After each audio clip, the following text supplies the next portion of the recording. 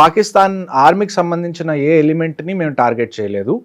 దాని తర్వాత ఇది ఏదైతే మేము చేసామో దీన్ని మీరు అది చేయలేదు, పెద్ద విషయం చేయకూడదు, ఎందుకంటే మేము టెర్రరిస్ట్ని టార్గెట్ చేసాం, సివిలియన్స్ని కానీ పాకిస్తాన్ ఆర్మీని కానీ మేము టార్గెట్ చేయలేదు అని చెప్పి ముందు నుంచే మనం ఒక సంజాయిషి ఇచ్చుకున్నట్టు నాకు అనిపించింది. అది మీకు నచ్చలేదు? అది నాకు ఖచ్చితంగా నచ్చలేదు. మనం జస్ట్ ఒక స్టేట్మెంట్ ఇవ్వాల్సింది, పెహల్గామ్లో ఇది జరిగింది, దానికి జస్టిస్గా మేము ఇది చేస్తున్నాం, దానికి న్యాయం చేస్తున్నాం అని మేము చేసామని అంతవరకే చెప్పాల్సింది. ఆ తర్వాత అక్కడి నుంచి ఏమన్నా క్వశ్చన్లు వస్తే అప్పుడు మనం ఎక్స్ప్లెయిన్ చేస్తే ఒక అర్థం. ముందు నుంచే మనం ఎక్స్ప్లెయిన్ చేస్తే మనం ఎక్కడో లోవర్ హ్యాండ్లో ఉన్నట్టు, లేకపోతే దీన్ని పెద్దది అవ్వకుండా మనమే ఆపుతున్నట్టు ఒక సంకేతం లాగా వెళ్తుంది.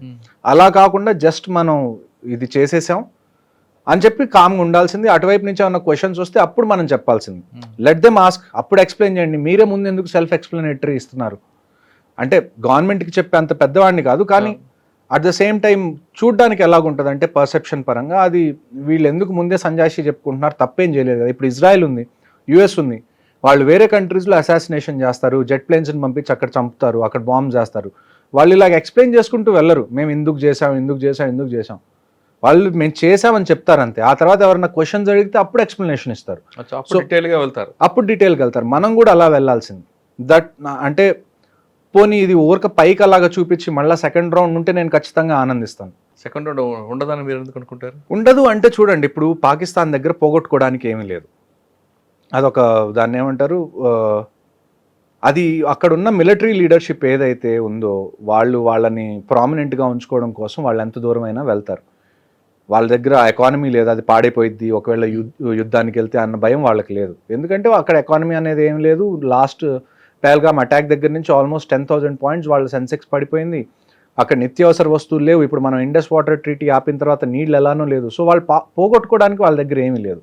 సో ఆ సిచ్యువేషన్ని కూడా మనం ఒకసారి కన్సిడరేషన్లోకి తీసుకోవాలి. అంటే చచ్చిన పావును చంపకూడదు అన్నట్లు ఒక రకంగా అలా చెప్పచ్చు. కానీ పీఓకేని పూర్తిగా హ్యాండ్ ఓవర్ చేసుకుంటే అయిపోద్ది కదండి. పీఓకేని హ్యాండ్ ఓవర్ చేసుకోవాలన్నా కానీ మనం పాకిస్తాన్ ఆర్మీతో ఫైట్ చేయాలి. ఎందుకంటే పీఓకే ఏరియా ఏదైతే ఉందో అందులో పాకిస్తాన్ ఆర్మీ ఫుల్ ప్రెజెన్స్ ఉంది వాటికి కూడా. సో తీసుకోవచ్చా తీసుకోకూడదా అని అడిగితే ఖచ్చితంగా మనం తీసుకోవచ్చు. ఆ కేపబిలిటీ కూడా మనకుంది. నేను ఇందాక మీకు చెప్పినట్టు ఇవాళ జరిగింది నాకు తెలిసి ఇండియన్ ఆర్మర్డ్ ఫోర్సెస్ కేపబిలిటీలో గట్టిగా 1% కూడా మనం యూస్ చేయలేదు. 1% యూస్ చేయలేకపోతేనే మనం 25 నిమిషాల్లో ఇంత చేయగలిగాం. అదే మనం ఫుల్ కేపబిలిటీస్ వాడితే పీఓకే తీసుకోవడం పెద్ద విషయం కాదు మనకి.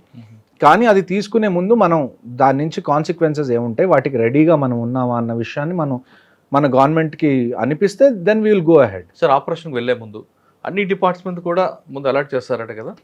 నాకు తెలిసి చూడండి, ఇలాంటి సీక్రెట్ ఆపరేషన్స్ ఎలాగుంటాయి అంటే లాస్ట్లో నాకు తెలిసి కొన్ని గంటల ముందే ప్లాన్ బయటికి రిలీజ్ అవుతుంది. అంతకు ముందు వరకు కూడా కనీసం ఒక 2-3 ప్లాన్లు ఎక్స్ట్రా పెట్టుకొని ఉంటారు. ప్లాన్ బి, ప్లాన్ సి లాగా కనీసం ఏబిసి 3 ప్లాన్స్ అయితే కనీసం మినిమం ఉంటాయి. ఎందుకంటే ఇలాంటి సీక్రెట్ ఆపరేషన్స్లో కొన్నిసార్లు ఇన్ఫర్మేషన్ లీక్ అవ్వడానికి కూడా ఛాన్సెస్ ఉంటాయి. ఒకవేళ ఇన్ఫర్మేషన్ లీక్ అయింది అనుకోండి, మనం ముందు నుంచే అనుకున్న ఆపరేషన్ మనం అప్పుడు తలపెడితే వాళ్ళు ఆల్రెడీ రెడీగా ఉంటారు, ఇన్ఫర్మేషన్ లీక్ అయింది కాబట్టి. సో ఇలాంటి ఆపరేషన్స్ ఎలాగుంటాయంటే మనం ముందే ఒక 3-4 ఆప్షన్స్ రెడీగా పెట్టుకుంటాం. అందులో లాస్ట్లో కొన్ని గంటలు మిగిలిందన్నగానే ఏ ఆపరేషన్ అనేది ఫైనల్ అవుతుందో అప్పుడు చెప్తారు. దాన్ని బట్టి అప్పటి వరకు అందరూ ప్రాక్టీస్ చేస్తూ ఉంటారు.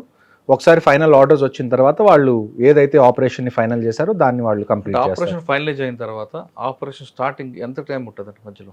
నాకు తెలిసి ఇలాంటి సీక్రెట్ ఆపరేషన్స్కి హార్డ్లీ 2 hours కన్నా నాకు తెలిసి ఎక్కువ టైం ఉండదండి. ఒకేసారి మొత్తం ఇన్ని రకాలుగా ఈ యాంగిల్లో కొట్టాలంటే దానికి ఎంత ప్లాన్ ఉండాలి. దానికి తోడు కరెక్ట్గా ఇది జరిగే కొన్ని నిమిషాల ముందే ఇండియన్ ఆర్మీ కూడా ఇన్స్టాగ్రామ్లో పోస్ట్ పెట్టింది, వి విల్ ఫైండ్ యూ అని.